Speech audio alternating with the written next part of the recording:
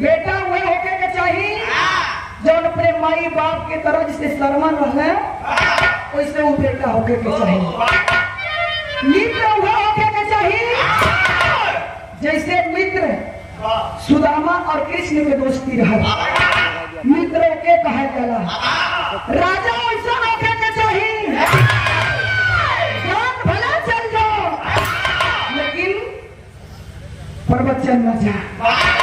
दूध और पानी का जैसी परिभाषा बाबू, दूध और पानी के देखो हमारा आप दोस्ती टूट जाला लेकिन दूध और पानी कैसा रिश्ता बा, दूध और पानी कैसा रिश्ता बा।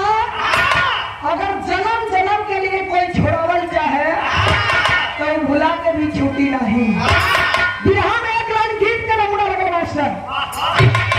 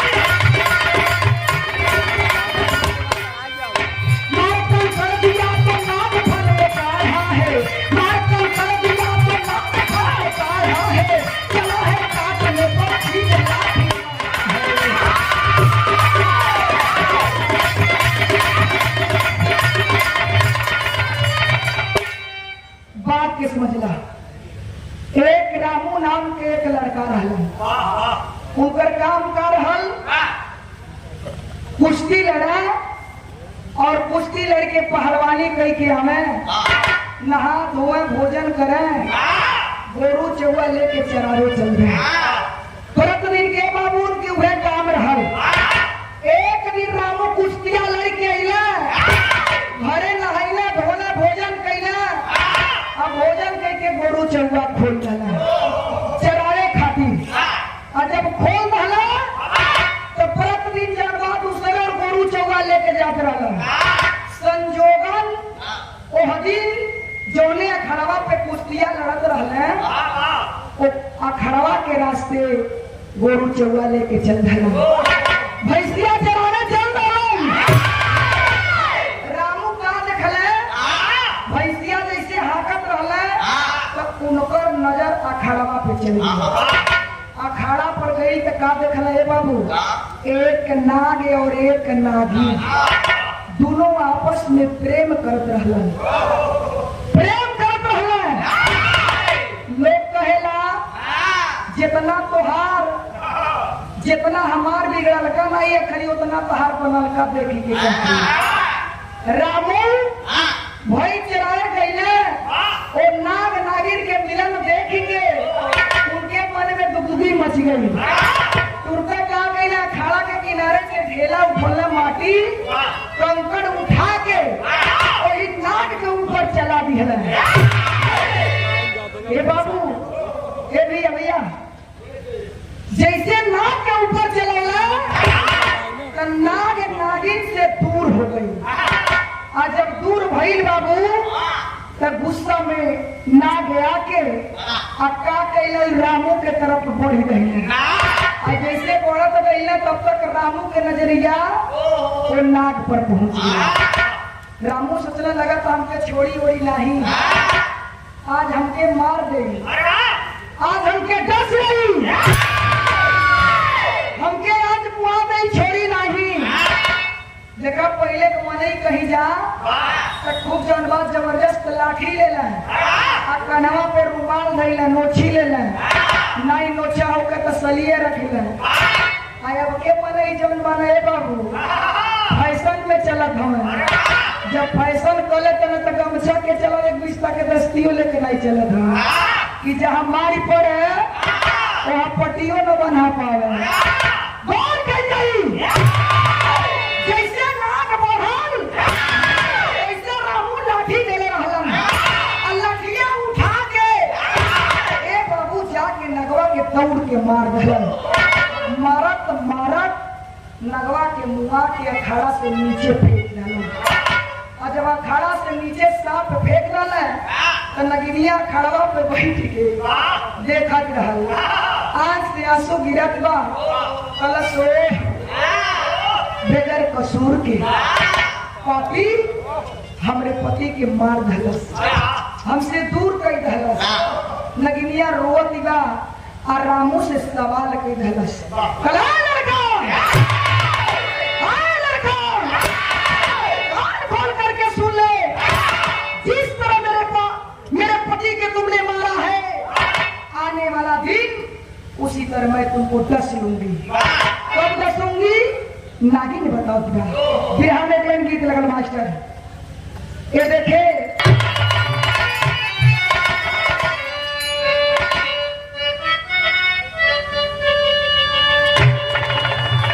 ये गीत बा एगो दुल्हन बाड़ी सिवाने में गई है। ये बाबू एक पेड़ गाजा के पेड़ पौले है, एक गाजा के भर अकवारी पकड़ रही। अब भर अकवारी पकड़ के कली का ये गाजा राजा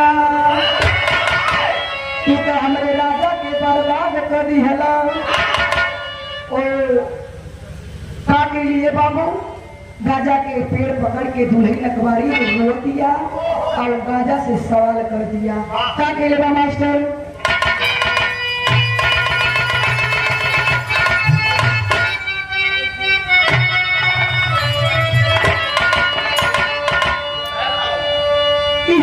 कहना है। अरे यही रे गजवा, अरे यही रे गजवा बर्बाद भइला राजवा। यही रे गजवा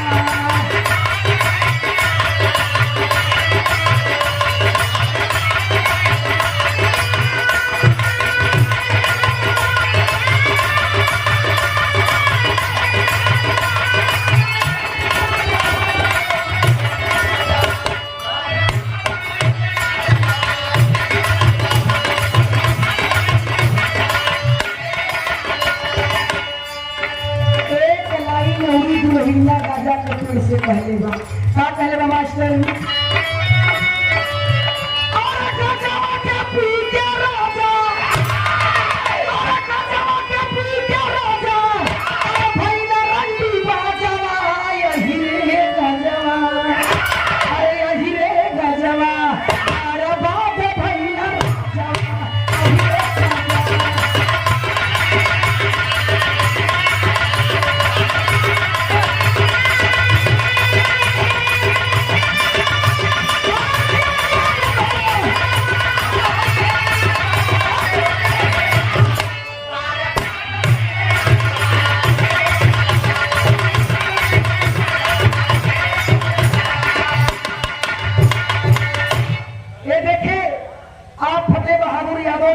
सवाल कई धलस आगे मास्टर अरे यही रे पपिया अरे यही रे पपिया मोरू जाई पहले पपिया यही रे पपिया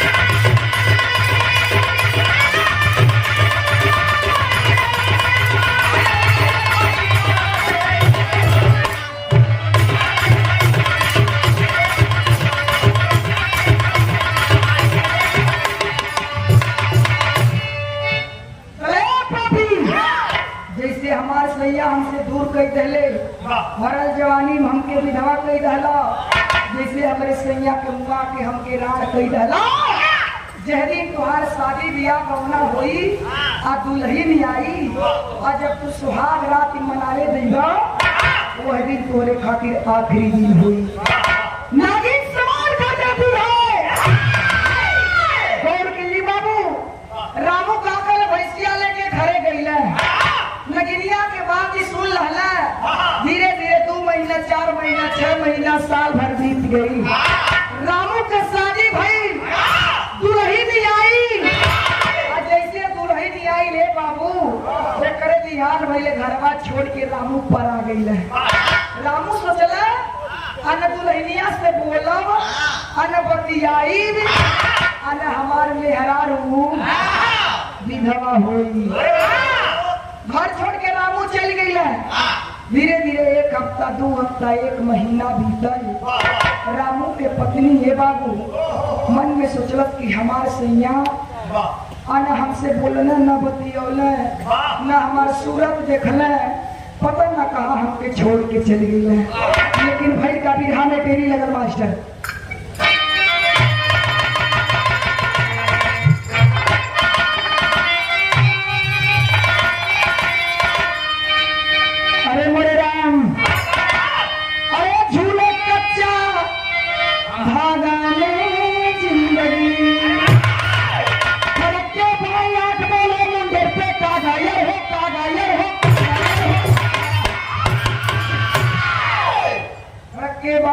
बोले मुंडर पे कागा झूले कच्चा भागा में जिंदगी दुल्हन के रे बाबू जीवन मजेदार में फसल है उसमें बात भाई रंगीत लगा मास्टर बिरहा में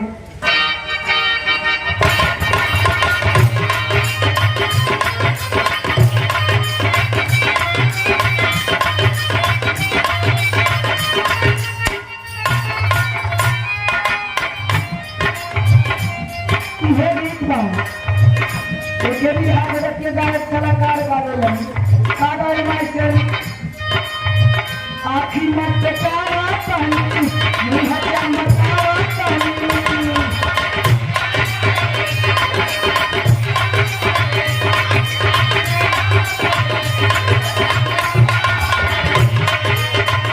आखिर मत प्यारा पानी मुहब्बत मतावा पानी भैया चाहिए के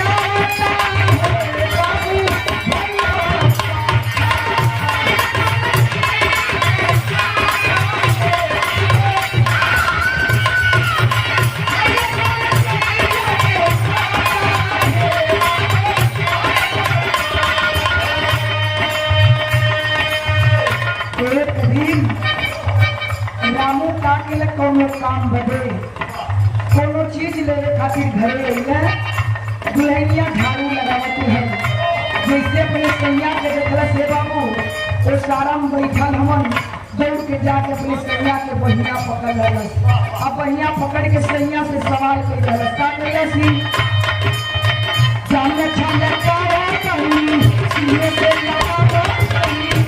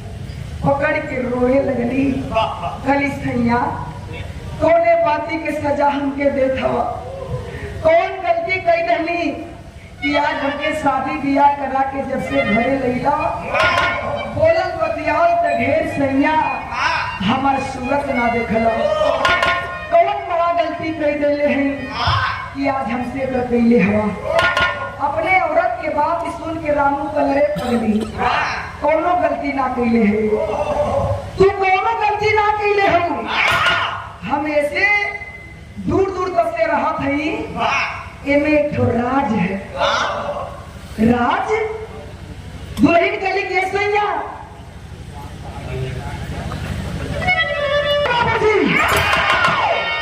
रामू कलरे पगली ऐसे तोरे लगे ना आवत हई कि देख के तरते जियत हवे तो हमें ये एहसास होत बा कि हमार पत्नी जीवित बा सदा सुहागिन बा जीवन के काट के बितावत बा दुल्हनिया चले सैया ई बुझावल ना बुझावा हमें साफ साफ बतावा कहल का चाहता बा कलरा पगली तो से ना बोलत बतियावत हई जहिया तोर से बोलत बतियाई तोर सुहाग रात मनावे जाई वही दिन पे विधवा बन जाई हम मर जाई के रात हो जाई दुल्हनिया बात की सुनलस अपने सैया के मुंहवा जाके दाब देलस अरे सैया हमसे मत बोलिया मत बतिया लेकिन इस सब बात न कहा कलरा पगली हम बहुत दुखित बानी लेकिन दिल में दुख लेके दर्द लेके झेला तनी हम तो के बतावल ना चाहत नहीं कल सैया जे तेरे तोरे मन में हवस बा जे बड़ा दर्द बा पूरा दर्द के साफ साफ खोल के बयान कई दा अरे पगली एक समय के बाद बा एक नाग नागिन अखाड़ा पर प्रेम करत रहला हम भैंस लेके गए नी चरावे बदे हमार नजर अखाड़ा पे चल गई और नाग नागिन के देखली तो हमारे मन में ये सोचली कि नगवा नगिनिया खड़वा पे का करत हम कंकड़ उठा के मार दहनी नाग नागिन से दूर हो गई और जैसे दूर भई गुस्सा में आके जब नगवा हमके काटे चलल तो हम लाठी ले ले लठिया से मार मार के ओके मुआ देनी। तो दुल्हनिया कलश तब का भइल कलश की है भइल कोई दिन नागिन प्रण कई हलस गिजैया तो शादी बियाह गौना हुई वो दिन तो आखिरी दिन हुई। अरे पगली यही लिए हम तो से बोलत बतियात ना है अपने सैया के बढ़िया पकड़ लहलस कले सैया ई सब झूठा बवाह है एमे झूरा ना एमे फसल समत चला हमसे बोलना बतियावा देखा था नागिन कैसे तोहके काट दिया। फिर हम गीत लगल मास्टर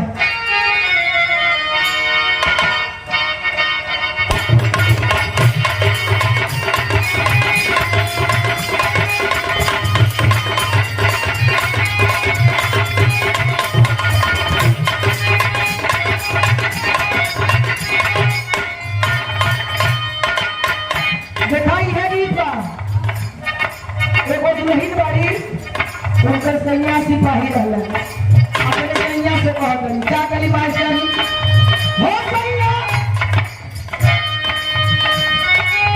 बजा के हाँ हो सैया जब तुम्हारा पुलिस के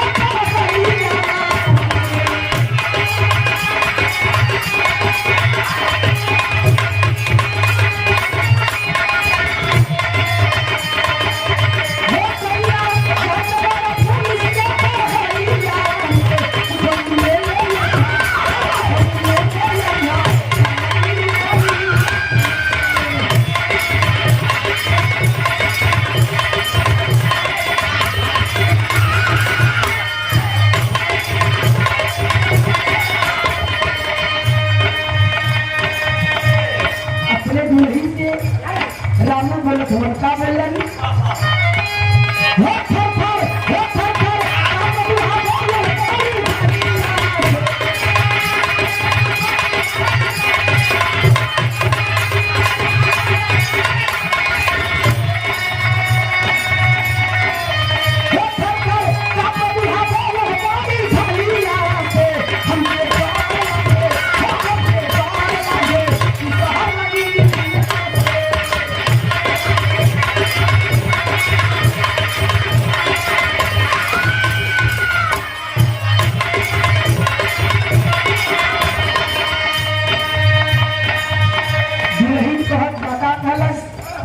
कैसे काटी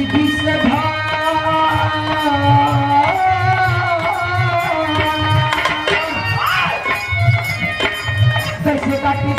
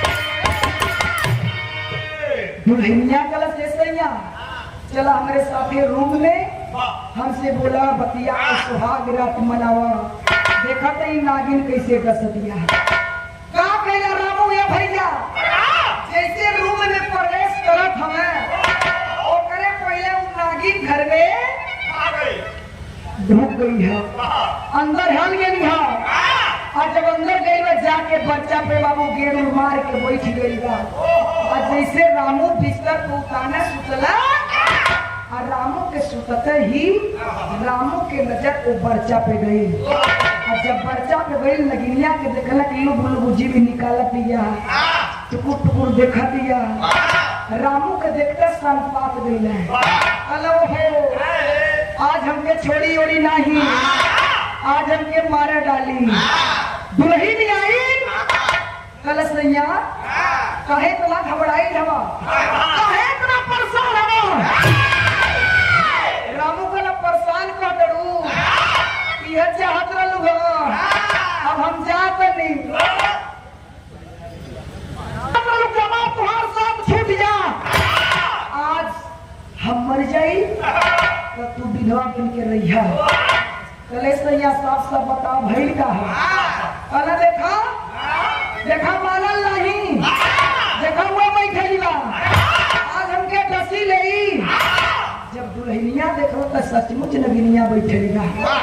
जब देखा के दुल्हनिया हथवा के जोड़ी लालस, कल ए बहन ए बहन तू हमार धर्म के बहन हो, हमारे सैया के मत गस, हमारे सैया के छोड़ दा। नगिनिया कलश की बहन हम तोरे सैया के जरूर छोड़ो, लेकिन ऐसे कैसे हो सकेला? एक बहन विधवा होके दर दर भटके और दूसरी बहन जो बाप सैया के साथ ऐसे करे, ऐसे ना होके दे। जैसे हम भरल जवानी में विधवा हो गई, वैसे तोरे सैया के हम डस ले, तू मर जाइए, तू विधवा हो जाइबू, हमनी के दोनों बहन एक के साथ घूमल जाई। जब बतिया के दुल्हनिया सुनलस, कलई मानी वो नहीं, जरूर काटी। अब का कैला से बाबू, वो हीरे के दुल्हनी रहा, दूध पियले रहा, और के गर्मी रोकाई नहीं। मन में सोच लहलस, देखी कैसे ही हमरे सैया के दसतिया सवाल कर जलस का के मास्टर बिहार नहीं दे।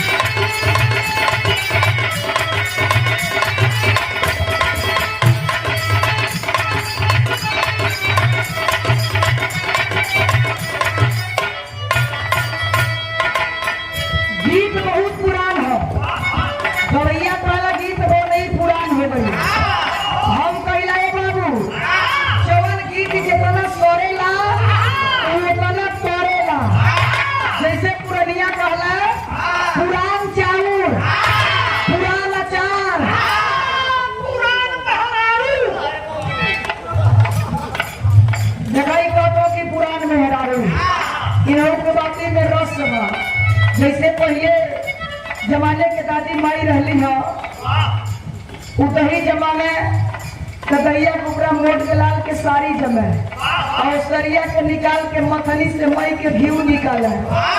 आजकल के नौकी दुल्हनिया वाली दूधवा के फाड़ के सीधे पनीर निकाल देती है।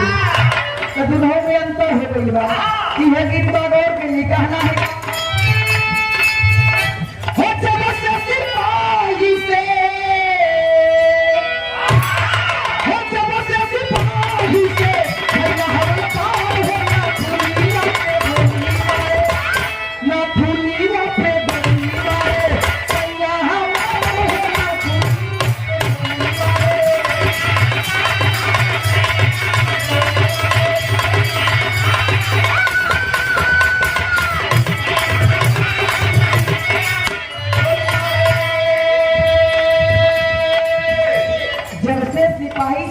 हवलदार हो, लेकिन एगो दुल्हन रहली, ओकर सैया बने हवलदार से कोतवाल हो गई। तो देखा दुल्हनिया कहता का करे मास्टर,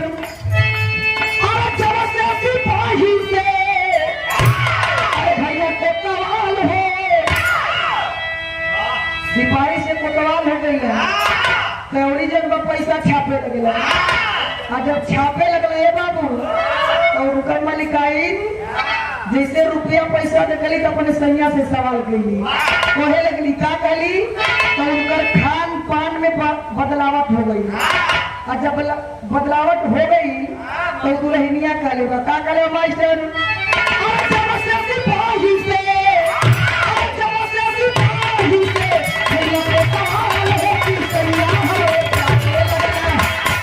सैया हमरे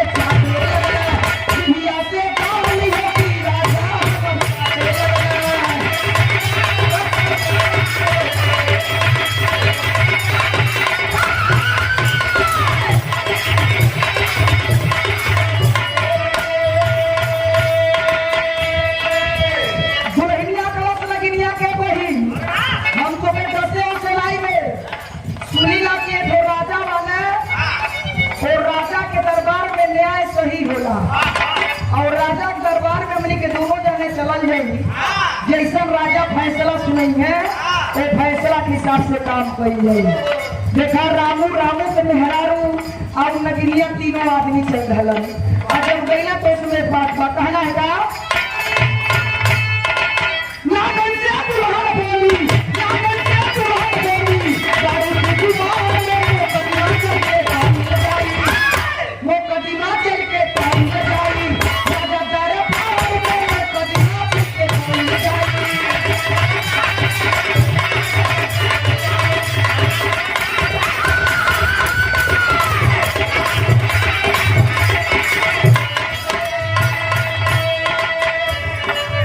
न्याय के प्रतीक राजा हमने भोजदारी,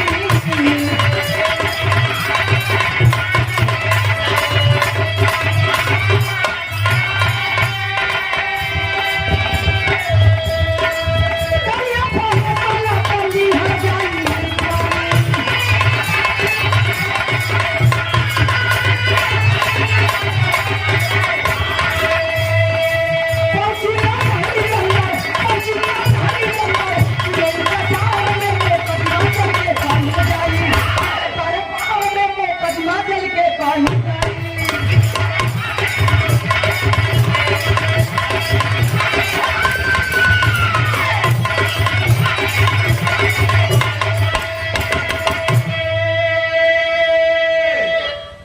राजा के दरबार में नागिन दुल्हनिया रामो पहुंचला। राजा सिंहासन पे बैठा ललन। राजा के दरबार में दो चीज रहल, एक अशोक का पेड़, एक तराजू। बात के समझ ले भैया, जब गलत न्याय होखे तो अशोक के पेड़ झुरा जा और तराजू पलवा नीचे गिर जा। नागिन दुल्हनिया और रामू जब राजा के दरबार में पहुंचले तो राजा कहला कि अपन बात बताओ के का भइल बा। नगिनिया पहले खड़ा हो गई। ये देखे बड़े भैया अरविंद दुल्हनिया और दुल्हन के पति अभी चुप हमें, तब तक नगिनिया खड़ा हो गई। और खड़ा होकर कहला कि हे राजा साहब, पहले आप हमार बात सुनी, ओकरे बाद ये मर्द मेहरारू के बात सुना। राजा कहला चल सुना का कहल चाहत रे। इसमें देखा नागिन कहेगा पहपट में बताओ गिल मास्टर।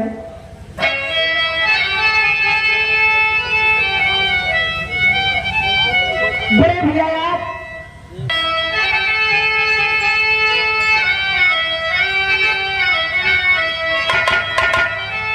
नागिन राजा के दरबार में राजा से कहत बा का कहले बा रो नागिन कहे लगल पहलवा पलवा पर सेला पति के हमरे हो गईला मारा पलवा पर सेला।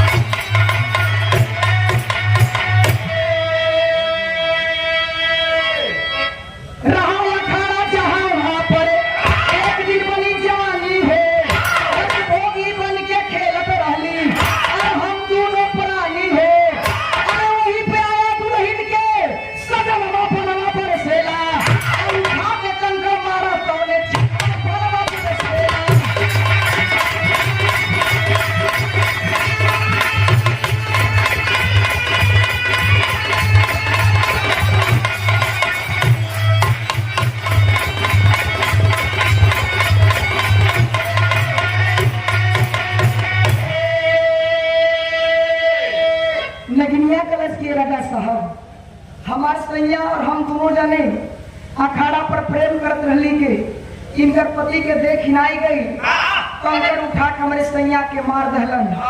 और जैसे मरल वैसे फन काट के हमारे सैया इनके तरफ बढ़ला तो हमारे सैया के लाठी लाठी मार के मुआ के फेंक दहलन। और जब फेंक दहलन वही दिन हम प्रण कई रहली कि जहिया इनका शादी बियाह गौना हुई, दुल्हन आई और जब सुहाग रात मनावे जइए वही दिन इनके दर्शिले। जब नगिनिया इतना बात दिखा से बाबू तराजू पलवा नीचे गिर गई, अशोक के पेड़ झुरा गई।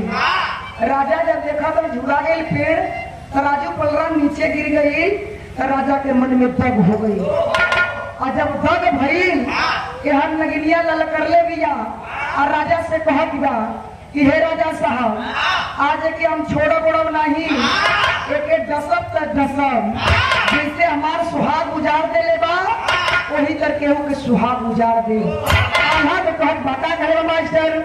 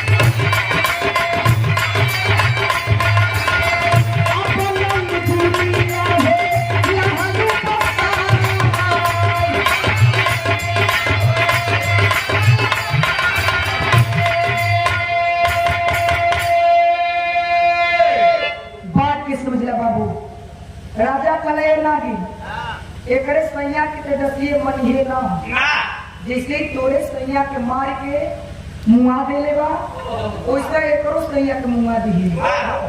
कब कोई एहू के वजह बा नागिन पे सबरी से इंतजार करती है कि राजा कब कहे कि हम काट ले। राजा कला नागिन अबले हमको सुननी, अब ते हमारे सुन। अरे सुन, ये बताओ ते कितना तोर लड़का वाले कैठो पैदा कैले है। नागिन कले राजा साहब 10 लड़का पैदा कर दिले बानी। ई ग्रहवा पर जब नंबर लगावे जात रही हो तो हमारे पति के मार के मुआ के फेंक देना। राजा कला सुन सुन, तो 10 लड़का पैदा हो गई है, ई ग्रहवा पे नंबर लगावे जात रहे तो एकर पति तोर पति के मार के मुआ के फेंक दहला। आया भाई तेकर नई शादी भई, ई सुहागो राती नहीं मनौले बा। ये बताओ एकरे दिल पर का बीता था। राजा कला देख, हम मना ना करो एक एक कटी है, लेकिन कौन जब तोरे बराबरी हो जाई तो जब इहो 10 गो लड़का पैदा कली आई के हम पर नंबर लगाए जाई तब ते करे सैया के काट ली। और के जी बाबूजी जब इतना बात राजा साहब कहले तो राजा के दरबार में थप्पड़ी पिटाए लगल। अशोक के पेड़ हरा हो गई, तराजू पल्ला खड़ा हो गई। ए बाबू यहाँ सब थोड़ा सा कहानी मोड़ ले लेगा। अभी नगवा नगिनिया जब मरल तो दूसरा जन्म लेना, दूसरा जन्म, पहला जन्म में तो नाग नागिन भइल और दूसरा जन्म में काशी के राजा नरेश भइल। आई मर्दा मोगी रामू और रामू के औरतिया ई जब मरना तो दूसरा जन्म में हंसा हंसी भई। जब हंसा हंसी भई तो हंसिनिया के को औलाद पैदा नहीं होत रहा। हंसिनिया मनौती बंगलस कि हे ऊपर वाला अगर हमार गोद भर जाई हम लड़का के पैदा कई दे हम तीर्थ यात्रा पे जाई। हंसा हंसिनिया दोनों चरत चरत कहा गई है। सीता जी बाल के समारत रहली कंघी के करत रहली हनुमान जी समनवा बैठल रहले। बाल के झड़ते हुए सीता जी हनुमान से पूछली कि हनुमान जी हमार पता के लगोलस। हनुमान जी कहला कि हम लगोली। चट सीता जी का कैली माया के 100 को हनुमान बना दी। 100 हनुमान बना डाली। एक हनुमान ओरिजिनल 101 हनुमान हो गई। अब का कैली सीता जी पूछे लगली कि हमार पता के लगोलस। 100 हनुमान कहला कि हम लगोली हम लगोली हम लगोली। ओरिजिनल हनुमान के आंखी से आंसू गिरे लगे। सीता जी के दर्द भई कलेजा पिघल गई। जौन 100 माया के हनुमान बनौले रही उस 100 माया के हनुमान बटोर के 100 मोती बना दी और 100 मोती बना के तुलसी जी के नीचे रख दली कि हंसा हंसिनिया चरत चरत गई है तो हंसिनिया 100 मोती चढ़ी और जब 100 मोती चढ़लस तो पेट से रह गई ओकर बच्चा होके रह गई। धीरे धीरे बाबू समय पूरा भइल हंसिनिया के 100 बच्चा पैदा भइल और जब 100 बच्चा पैदा हो गई तो हंसिनिया अपने हंसा से कहलस कि फलाना के पापा चमकना के पापा हम मनौती मंगले रही हम कि हमार गोद ऊपर वाला भर दी है तो तीर्थ यात्रा पर जाए। हम तो एगो मंगले रही हम लेकिन ऊपर वाला 100 ठो दे दिया। चला घूम आए के हंसा कला हरे पगली 100 गो लड़का लेके गेदी गेदा आ जइबे तो तोर दशा तो होइबो करी। ये 100 गो में से कितना मर जी है कितना चहला जी है।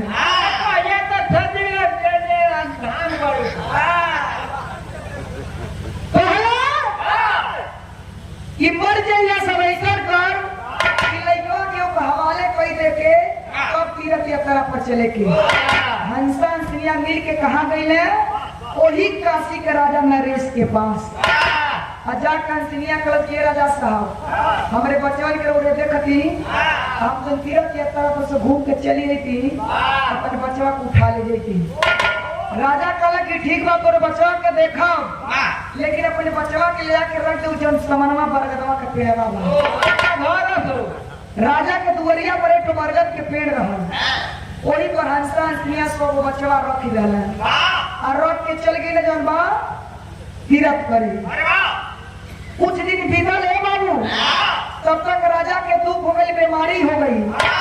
कोनो गए तो कहला कि राजा चिड़िया के बच्चा खाइए से सब दुख दूर हो जाए। राजा बहेलिया बोलन बहेलिया आई कहला कि हमके रोज जो बा चिड़िया के बच्चा लाला के देवल करम। बहेलिया स्वीकार कैलस अकलस राजा से प्रति लाख हम आपके बच्चा दे। बहेलिया जैसे राजा समनवा से बाहर निकलने अब बरगदवा के पेड़वा पर देखला तो बड़ा बच्चा को चेव चाव करत रहला। बहेलिया सोचला से दूर गई से का फायदा बा जब समन्वय सब कुछ मिलता। का कहना बहेलिया रोज तू को 3 को बच्चा मार मार के राजा के 100 बच्चा खिया दिया। जब काशी के राजा 100 बच्चा खा लिया तो हंसा हंसिनिया तीर्थ यात्रा पर से वापिस अइला।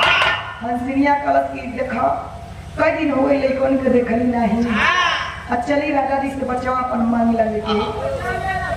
जब हंसा हंसिनिया गईले बच्चा मांगे हे बाबू राजा से बच्चा मांगे लगला सब तो राजा के पास कोई जवाब ना आयल कि सवाल के जवाब दे। मुड़ी नीचे झुका लिए ना और क्रोध में आके हंसिनिया राजा के शराप दिलस। का दिला मास्टर आखिरी में बतावल गई।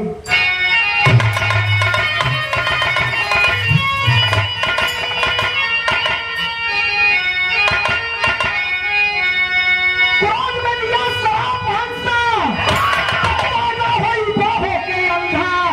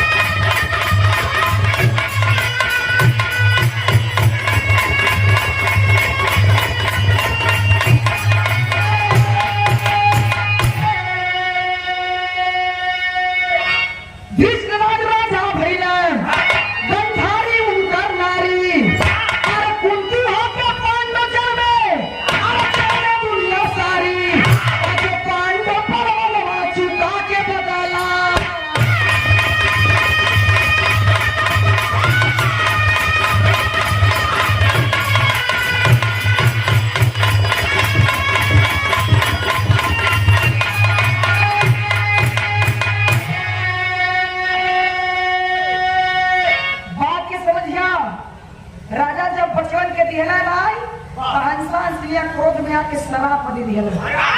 तीसरा जन्म में वो काशी का राजा मुले ग्रीस का राष्ट्र राजा भइले और उनकर औरत गंधारी भइली। आई हंसा हंसिया तीसरा जन्म लेना मरले के बाद का कइले हंसिया कुंती भई और हंसा पांचों पांडवा भइले और जो सो को बचवा भइले उस सब भई कौरव भइले। कहानी समाप्त आखिर में बतावल गई।